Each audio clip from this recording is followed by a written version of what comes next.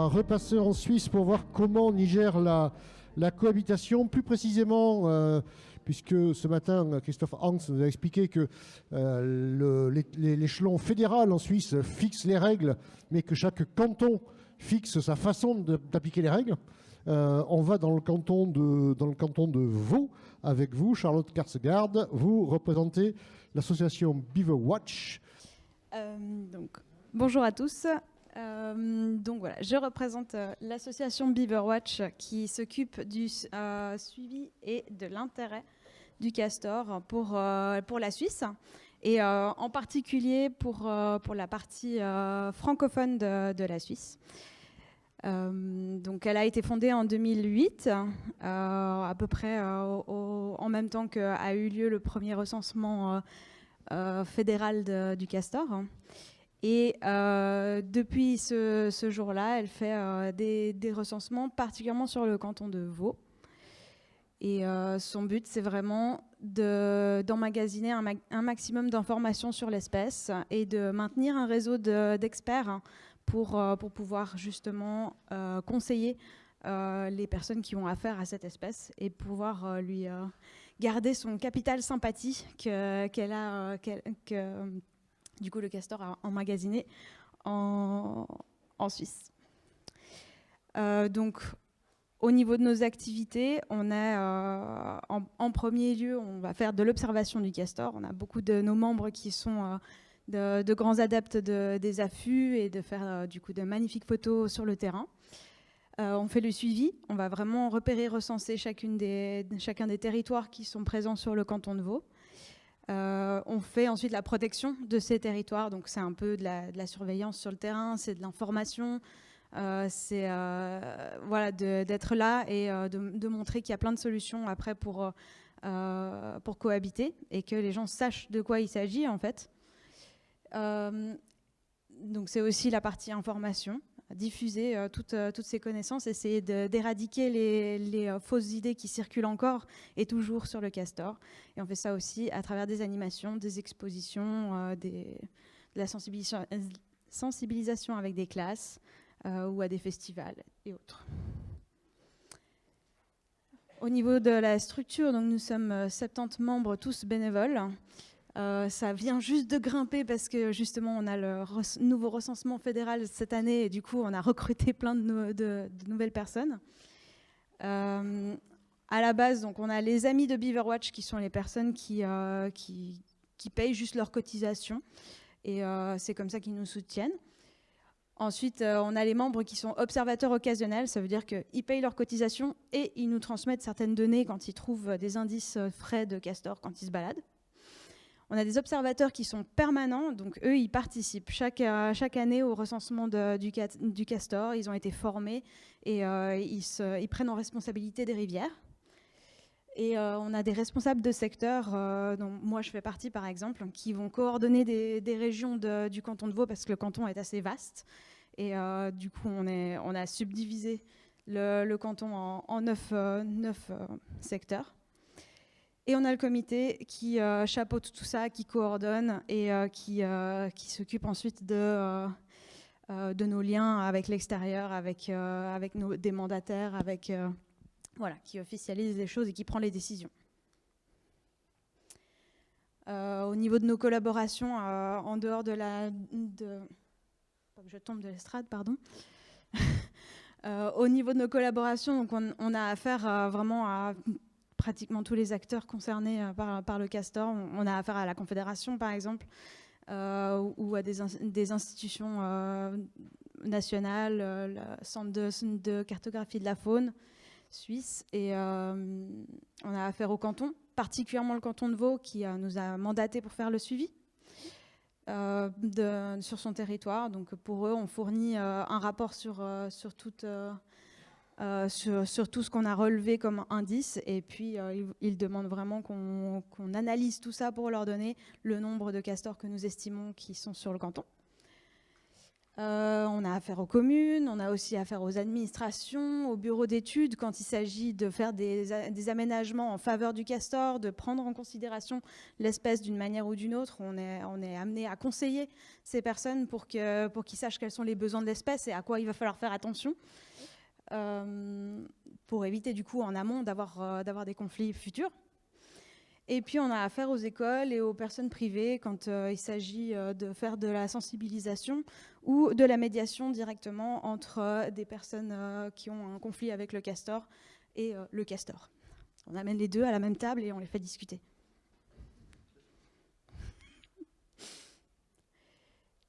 Voilà l'organisation. Donc on a 9 circonscriptions qui sont basées sur sur les circonscriptions de la pêche. Comme ça, on a affaire aussi aux gardes-pêche dans ce sujet-là. Et puis, ensuite, on coordonne aussi par rapport aux cantons qui sont voisins, parce qu'évidemment que la plupart de ces limites entre cantons sont faites avec une rivière. Du coup, il faut quand même parler avec les autres cantons pour faire... on ne fait pas juste une berge, on fait les deux. Et puis, moi je m'occupe de la numéro 1. Il n'y a pas trop de problème, elle est chouette. Donc au niveau de nos activités, pour aller plus en précision, donc là vous voyez quelques exemples de sensibilisation que nous avons mis en place, des stands dans les festivals ou des conférences comme aujourd'hui. Ou des formations pour les personnes qui ont affaire tous les jours à des problématiques avec le castor. Donc c'est important que ces personnes sachent de quoi elles parlent et qu'elles ne soient pas prises au dépourvu ou qu'elles ne sortent pas des inepties comme que le castor mangerait du poisson. Ça arrive encore, c'est terrible. On loue du matériel d'animation, on peut intervenir directement en classe, mais par exemple si des enseignants connaissent bien l'espèce, ils peuvent juste louer notre matériel et comme ça ils font eux-mêmes l'animation en classe. Et puis ça nous arrive d'organiser des affûts aussi avec des groupes, mais comme vous vous en doutez, des affûts avec des groupes c'est pas très efficace, mais ça arrive que ça fonctionne. Et puis, à l'interne, on publie plusieurs articles comme ça. On a des membres qui aiment beaucoup faire un peu de recherche sur certains sujets. Et du coup, on a une flash info qui sort tous les mois. Et à la fin de l'année, on sort une newsletter qui elle, est diffusée publiquement à toutes les personnes qui collaborent avec nous et où on fait une sélection de ces flash infos en fonction de leur sujet, lesquelles étaient les plus pertinentes. Et surtout, on fait notre recensement des territoires chaque hiver. Donc avec pour but de vraiment suivre l'évolution des populations et pouvoir intervenir en amont si le castor finit par arriver dans des endroits problématiques. Comment ça se passe? Donc, nos membres s'inscrivent chaque année en fonction de s'ils sont disponibles ou pas. Ils sont tous formés pour bien repérer les indices de castor. Les responsables leur répartissent des cours d'eau. Ensuite, les personnes peuvent aussi aller s'inscrire sur les cours d'eau qui n'ont pas encore de responsable via une application Microsoft. Et puis, sur le terrain, on a sur le téléphone l'application GPS Suisse qui permet de relever un peu les points. En fait, on peut mettre à l'intérieur n'importe quel point avec des symboles et tout ça. C'est super pratique. Donc, nous, on a une liste de symboles qu'on utilise pour chaque indice de castor. Et ça nous permet du coup d'obtenir les cartes que vous voyez ici et là. Et ensuite, avec ça, on peut facilement trouver le début et la fin d'un territoire et surtout le centre névralgique, l'endroit où toute la famille fait d'immenses chantiers ou des barrages. On se base vraiment sur ces indices-là parce qu'en Suisse, ou en tout cas dans le canton de Vaud, le castor a rarement... il fait rarement des huttes ou des terriers huttes, il fait vraiment que des terriers qui sont super difficiles à trouver du coup. Donc on se base sur la quantité de ce qui est rongé autour pour savoir à peu près où se trouve le terrier. On essaie d'éviter un maximum l'impact sur les familles, l'impact aussi sur la rivière. On évite de marcher dans les cours d'eau pour éviter de propager des maladies et pour éviter de démonter aussi toutes les frayères à truites. Et puis donc ça se fait en hiver pour éviter qu'il y ait toute la végétation qui masque les rongements, et comme ça c'est aussi là que le castor ronge le plus. Et puis à la fin, donc chaque membre envoie ses données, c'est super facile, on exporte le fichier, on l'envoie par email, et puis les responsables de secteur compilent ça pour leur secteur. On envoie ça au comité qui compile un rapport pour tout le canton, et c'est envoyé ensuite au canton et au Centre suisse de cartographie de la faune. Pardon. En 2021, on a estimé la population de castors à 680 individus. Et voilà. Et du coup, cette année, on pense qu'on va effectivement en trouver plus, vu qu'on fait un vrai recensement national. On a recruté pas mal de forces vives en plus pour réussir à avoir une cartographie complète de tous les cours d'eau. Donc, on se réjouit de voir le résultat. Hop. Là, vous avez un aperçu de la formation qu'on fait à nos nouveaux observateurs. La version Covid-proof, hein, c'était celle de l'année dernière. Heureusement, il faisait beau ce jour-là. Et puis, c'était l'occasion de tomber pour la première fois sur un bassin de castors que vous voyez là. Indice assez rare. D'ailleurs, on ne savait pas qu'est-ce que c'était le jour J. C'est après coup que... Ah, en fait, c'était le bassin d'un castor. Voilà. Voilà les principaux indices qu'on essaie de relever. Rongement isolé, écorçage, barrage, empreinte, chantier et terrier quand on peut. Et les coulées, évidemment. Ensuite, l'association, le reste de l'année, parce que pendant l'hiver, c'est assez calme globalement. Du coup, on fait le recensement. Et le reste de l'année, l'association se met à disposition pour pouvoir faire de la médiation avec des personnes qui ont des conflits. Donc la plupart du temps, comme l'a déjà présenté Christophe Hang, c'est des problèmes d'effondrement de route, d'inondation de champs ou de prélèvement dans ces champs. C'est la plupart du temps, quand il y a ce genre de problème, la cause principale, c'est que soit les constructions sont trop proches des berges ou les drainages sont en mauvais état, trop anciens, il faudrait les rénover. Ou le sol a été trop compacté et du coup il se retrouve en dessous du niveau des rivières ou des lacs. Et puis c'est aussi évidemment la disparition des forêts alluviales qui pour à la place planter des arbres qui ne supportent pas d'être abattus une seule fois par un castor.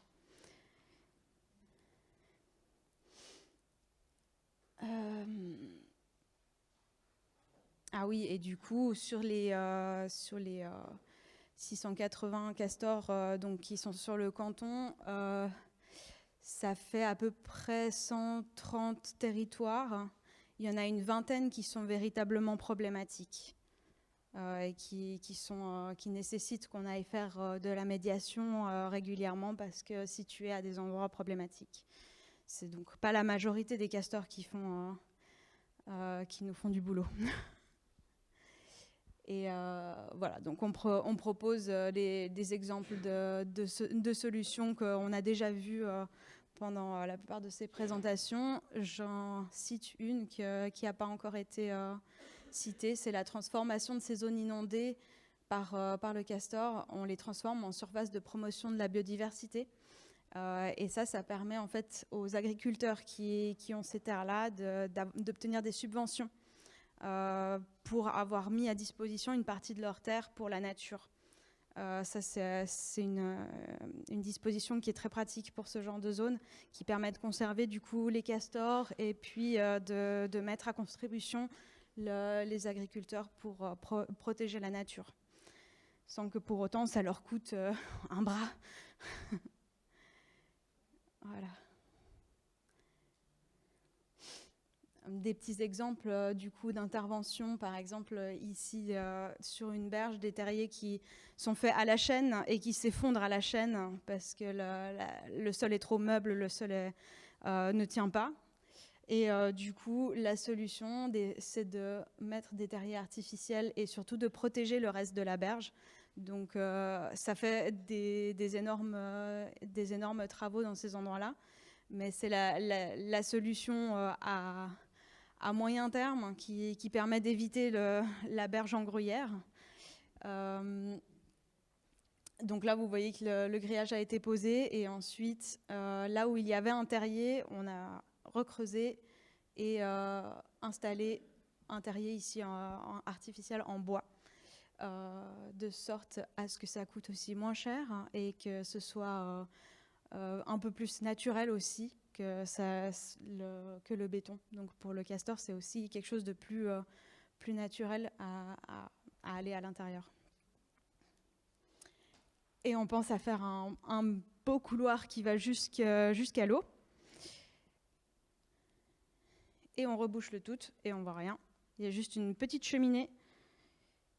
Si vous l'apercevez, elle est là, cette petite cheminée qui permet ensuite de passer une caméra à l'intérieur pour voir si le terrier est occupé ou pas. Et en 2020, on voit la petite ombre d'un castor qui est en train de partir. On fait aussi la technique de la pomme qui est mise à l'intérieur et puis on regarde si la pomme a été mangée. Ça marche aussi assez bien. Donc ça, c'est un exemple. Il y a plusieurs terriers qui sont comme ça. On a aussi des terriers en béton. Donc on teste des choses et puis dans certains, il y a des familles qui se sont installées. Donc ça se passe plutôt bien. Les gestions de barrages, ça c'est toujours compliqué, hein. Donc là, par exemple, un barrage qui provoquait l'inondation d'un champ plus haut. Et il a été décidé donc de décréter une partie. On n'arrivait pas à tout écréter, donc la machine a juste pris la moitié du barrage, et puis ça donne ça. Et ensuite, on a rajouté les fils électriques pour éviter que le castor revienne dessus.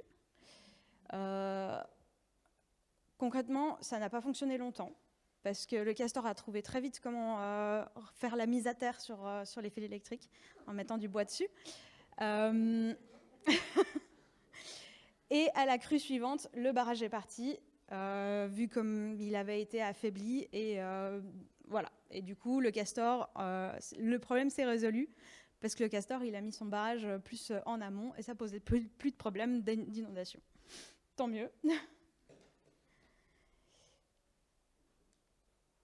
Voilà, un cas où la surface, elle a été cette fois-ci...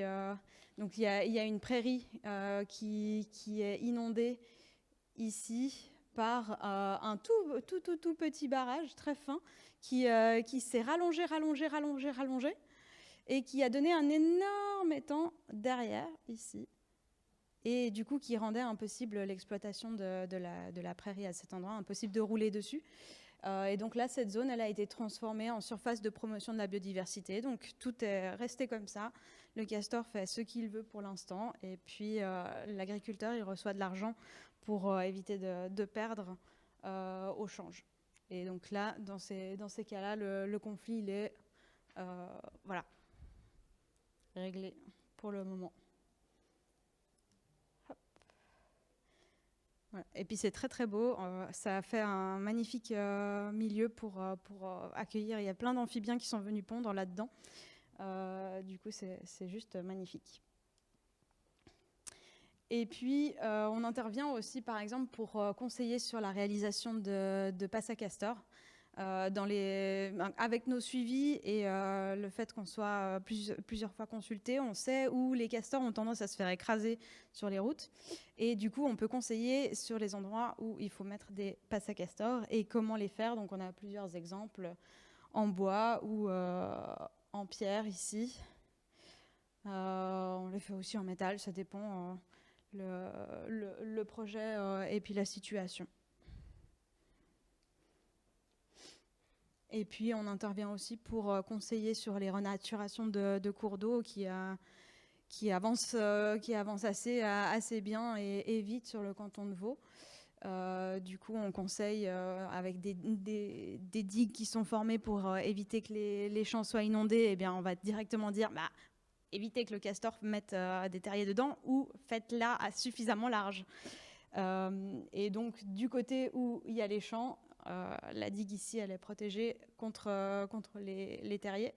Et de l'autre côté, pas de souci, c'est pour le castor. Il y a la forêt d'ailleurs, donc c'est pratique. Hop, on consolide un peu avec du saule.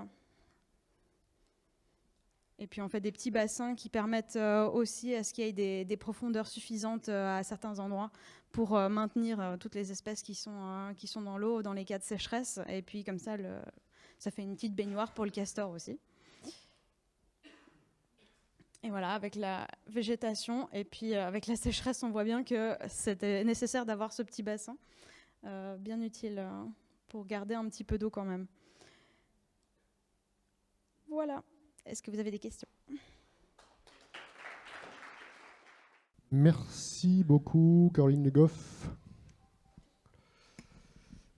Oui, donc Caroline Le Goff à OFB. Je voulais savoir sur la subvention, en fait, si c'était, on va dire, temporaire en fonction de l'évolution de la situation. Est-ce que tous les ans, c'est réévalué ? Si il y a un barrage finalement qui part avec une crue et que la zone n'est plus inondée. Voilà, je voulais savoir un petit peu ça. Et puis j'en profite pour poser une autre question.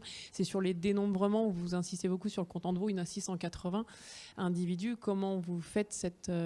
parce que c'est des chiffres qui sont souvent demandés, combien il y a de castors, et souvent on est plutôt, il y a combien potentiellement il y a de familles si on trouve des gîtes, ou combien de territoires linéaires de cours d'eau. Comment vous arrivez à cette extrapolation de 680 ? Merci. Alors, pour la première question, donc, ces subventions, elles font suite à des contrats qui sont établis entre l'agriculteur et le canton, sauf erreur. Ce sont des sortes de mesures agro-environnementales. Enfin, c'est l'équivalent de ce... C'est ça ? C'est ça, exactement. Et ça dépend du coup du type de surface sélectionnée. Donc, ça peut aller de la jachère florale au milieu humide, vraiment sur plusieurs années. Donc, le contrat, il est établi sur un certain nombre d'années. Et la qualité du milieu est vérifiée régulièrement pour voir si la subvention est toujours d'actualité à être donnée. Donc si le milieu n'est pas entretenu, n'a pas la qualité requise selon la description, eh bien les subventions sont coupées. Donc l'agriculteur doit entretenir selon ce qu'il a choisi de mettre sur ses terres. Pour la deuxième question, ce que nous faisons donc avec la profusion d'indices que nous relevons, on peut savoir plus ou moins s'il s'agit d'un individu solitaire, d'un couple ou d'une famille. Et si on trouve ce qu'on appelle les baguettes de réfectoire, donc ces bâtons qui ont été rongés, on va mesurer la taille, la largeur des dents pour voir si des petits sont nés dans l'année. Et à partir de ça, si c'est une famille, on estime à 5 individus. Si c'est un couple, on dit 2. Si c'est un solitaire, c'est un seul individu. Et à partir de ça, on calcule. Merci. Une question là-bas. Le micro va arriver.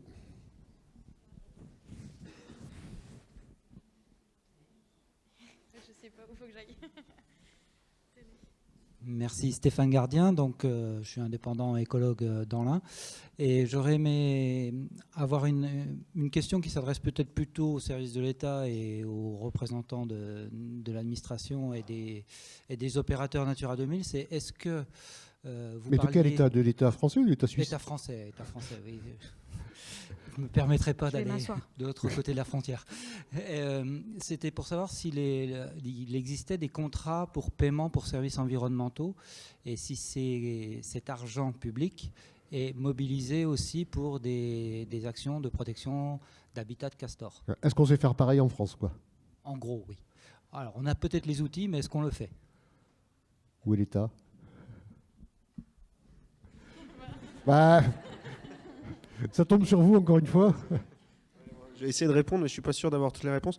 En gros, déjà, si vous avez des DOCOB, enfin des documents d'objectifs avec les espèces, l'espèce déjà castor identifiée, parce qu'on a certains sites, mine de rien, qui ont 10 ans ou 15 ans, le castor n'était pas là, aujourd'hui il est là, donc il n'est pas dans les espèces cibles, donc déjà, pas de possibilité d'avoir de contrat.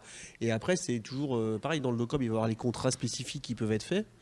Et si l'espèce cible, et s'il y a bien une identification d'une possibilité de contrat, là, ça, vous pourrez l'avoir. Mais aujourd'hui, moi, j'ai pas du tout une vision très précise, mais je connais pas, en tout cas, de site Natura 2000 en région Grand Est où le castor a été identifié, au moment de la création du site, sur lequel il y a eu des actions spécifiques mises en place pour le castor. Ça, je connais pas. Ça existe peut-être, mais je n'ai pas connaissance. Peut-être que... En tout cas, juridiquement, dans les textes, rien ne s'y oppose. Ah non, rien ne s'y oppose. C'est juste qu'après, quand vous avez un document d'objectif d'un site Natura 2000, oui. il y a des fiches contrats derrière, type machin, tout ça, et l'espèce, si elle n'est pas reprise là-dedans parce que ça n'a pas été identifié à l'époque, voilà, ça ne sera pas fait. Donc du coup, aujourd'hui, quand il y a des révisions de DOCOM, des mises à jour de DOCOM, avec extension ou pas de site, eh ben, il faut dire, attendez, il y a du castor, et puis du coup, on aimerait bien avoir un peu d'argent pour faire... Mais pour faire quoi aussi? Parce que du coup, comme le disait tout à l'heure, le castor, il va se refaire le milieu. Donc d'ailleurs, le castor, il enlève du financement à l'agence de l'eau, qui peut affecter ailleurs. Je ne sais pas s'il est encore là, le monsieur. Et, mais du coup, je ne sais pas trop ce que vous pourriez faire par rapport à ça. Attendez, ouais, bah je maîtrise pas assez. Ok. Je veux juste préciser oui, pardon. Que là, du coup, la subvention, elle ne va pas pour favoriser le castor directement. C'est pour créer un milieu humide. Donc, c'est pour favoriser un milieu qui est protégé et en danger. Donc, rien ne s'opposerait à ce qu'on... Si on voulait, on ferait comme vous. Hein. On peut, si on veut. Ben voilà. Si... Jean-Pierre Choisy a dit de façon étonnante, ce qui manque, c'est la volonté politique. Oui. Sophie Orande, le PTB Sonedou. Pour répondre donc à la question sur Natura 2000, avec notre maigre expérience sur la basse vallée du Doubs, on a monté un contrat Natura 2000 de replantation de ripisylve, donc bouturage de saules le long d'un cours d'eau qui s'appelle la Sablonne, qui est un affluent du Doubs, et qui a pour reconstituer une bande tampon entre le cours d'eau et les plantations de peupliers qui avaient été exploitées, qui a été plantée il y a une trentaine d'années, quand le castor n'était pas là. Et lorsque la plantation a été exploitée puis replantée immédiatement derrière par la commune, ça donne le bout d'arbre que vous avez derrière là, le long du mur, où vous avez des peupliers qui sont tous tombés les uns après les autres le premier hiver, et où la commune a découvert qu'elle avait du castor. On les avait déjà prévenus, mais ils n'avaient pas intégré l'information. Et que, comme toute plantation de peupliers qui se doit, la place avait été faite de façon très nette pour permettre aux jeunes arbres d'avoir plein de lumière. Donc toute la ripisylve existante avait été supprimée le long du cours d'eau, laissant un champ libre pour le castor qui s'est fait un grand plaisir de venir couper tous les jeunes peupliers. Donc on a mis en place ce contrat en partenariat avec la LPO sur le territoire. Donc, ce qui a permis d'apporter une réponse aux élus en leur montrant qu'on les accompagnait, même si le castor pouvait faire du dégât d'un point de vue économique, on avait quand même des solutions écologiques à apporter sur le site. Donc maintenant, on croise les doigts pour que les saules poussent vite, pour reconstituer cette fameuse bande tampon qu'on espère suffisante, du moins le temps que les peupliers poussent, grossissent, puisque rapidement, en fait, les arbres deviennent moins intéressants pour lui, parce que ça lui demande trop d'efforts par rapport à de la végétation plus spontanée qui va se recréer. Donc, contrat Natura 2000 qui a été mis en place là-dessus. Voilà, un élément de réponse. Autre intervention, Vincent Dame.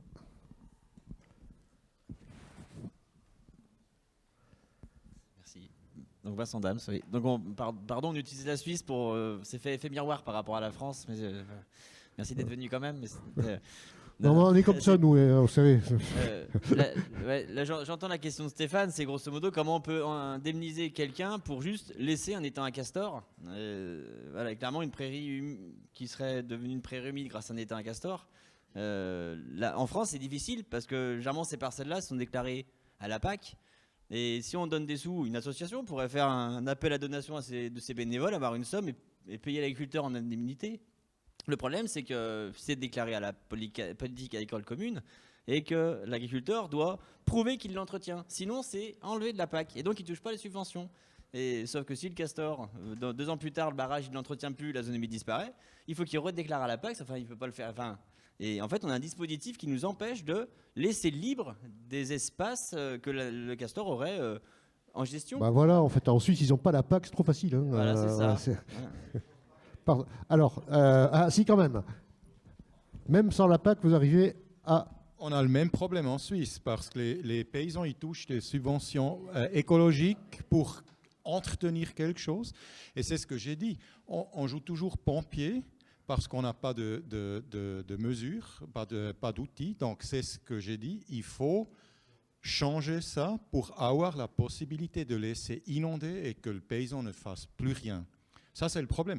Mais on a encore un autre problème. Si c'est un SAU, c'est surface agricole utile, et puis encore quelque chose de très productif, on ne peut pas l'enlever de la productivité d'après la loi actuelle. Donc, on est complètement bloqué là. Et ça, il faut changer. Jean-Pierre Choisy, ce sera la dernière intervention de l'après-midi. Ah pardon, non, alors pas la dernière, l'avant-dernière. C'est toujours c'est le même clou que notre collègue. Dans le micro aussi. Par rapport à l'identité politique, il y a des tas d'exemples déjà, on ne peut pas faire du coup par coup. C'est exactement comme par exemple les zones humides. Pendant des générations, même ce qui était rentable, ça avait été drainé depuis longtemps. Et on faisait une fausse rentabilité en leur payant tous les frais de drainage. C'était un truc de marché. Il y a des pays où depuis des générations, vous avez un marais, vous engagez à le garder en marais, vous êtes exonéré d'impôts fonciers. C'est ça une politique en faveur de la biodiversité. On l'a dans des tas de domaines. Il y a un agro qui était lui-même très ornitho, il a fait un travail il y a une vingtaine d'années, il avait montré qu'il a suffi de changer des subventions aux oléagineux et ça a entraîné le drainage de milliers et de milliers d'hectares, etc. Donc, on ne peut pas, notre collègue a entièrement raison, on ne peut pas faire les pompiers au coup par coup comme ça. C'est se foutre du monde. C'est comme si on disait, il y a une intense pollution atmosphérique, et ben on va leur distribuer des pastilles pour la toux. Hein. Bon, il faut aller arrêter. Il faut que ça soit, il faut prendre dans ces grandes choses qui ont une valeur globale sur l'impact de l'occupation de l'espace. Quoi. Une stratégie nationale de la biodiversité, par exemple. Il faut complètement changer. Il faut avoir une politique de la biodiversité. Ça va être dur à faire comprendre. André Ulmer. Merci Jean-Pierre. Non, mais il a raison sur le fond. Il a complètement raison. Moi, je reviens à notre intervenante. D'abord, félicitations avec 70 bénévoles. Tout ça, c'est super.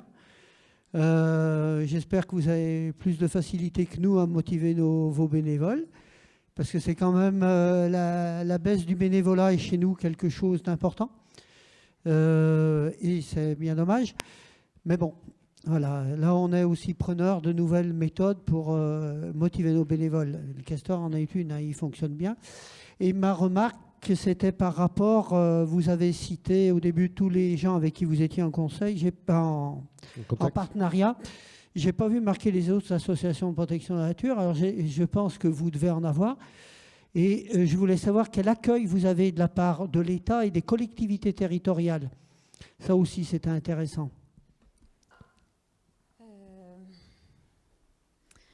Alors avec les autres associations, en général, on vient en complément comme expert de l'espèce pour apporter des informations que les autres associations n'ont pas forcément. Mais c'est vrai que du coup, on ne collabore pas directement entre associations de protection de la nature. On va collaborer pour, par exemple, de la sensibilisation. C'est pour ne pas se faire piquer les bénévoles. Non, pas tout à fait. Mais par exemple, j'ai eu donné des formations à des animateurs d'autres associations pour qu'ils puissent donner des animations sur le castor et ainsi propager cette sensibilisation sur l'espèce. Donc c'est plutôt ce genre de collaboration qu'on a avec eux. Sur les relations avec vous faites pas nous on fait des campagnes de relevée commune par exemple sur le castor. Moi je suis représentant entre autres de France Nature Environnement, donc qui est une fédération, donc qui regroupe un certain nombre d'associations. Donc voilà, c'est essayer de faire des choses ensemble avec l'OFB, hein, on est bien d'accord, mais aussi avec les autres assos. Pour faire les relevés, pour faire les choses ensemble, c'est quand même plus... C'est un peu ce que vous décrivez aussi, hein, si je vous entends bien. En fait, on est un petit peu tout seul comme association pour le castor, pour être honnête, sur Suisse. Donc, on ne peut pas trouver de partenaire qui veut bien aller faire des recensements avec nous. Et donc, sur les relations avec les collectivités territoriales et avec la Confédération ? Ça se passe vraiment bien. Oui. Parfait. Les collectivités territoriales, c'est-à-dire les cantons et tout ça, parce que vous, c'est les cantons. Ouais. Oui. Alors, il y a des cantons qui sont très ouverts à la discussion, à favoriser l'espèce. Donc là, ça se passe plutôt bien. Après, il y a d'autres cantons qui sont un peu plus fermés à l'idée. Mais voilà, c'est dépendant justement des sensibilités politiques. Donc, nous, est-ce que le castor est plutôt de droite ou de gauche? Il est plutôt vert. Parfait. Bravo. Parfait. Nous, sur certaines régions, on a quand même un petit peu de soucis de communication et de soutien. Merci beaucoup.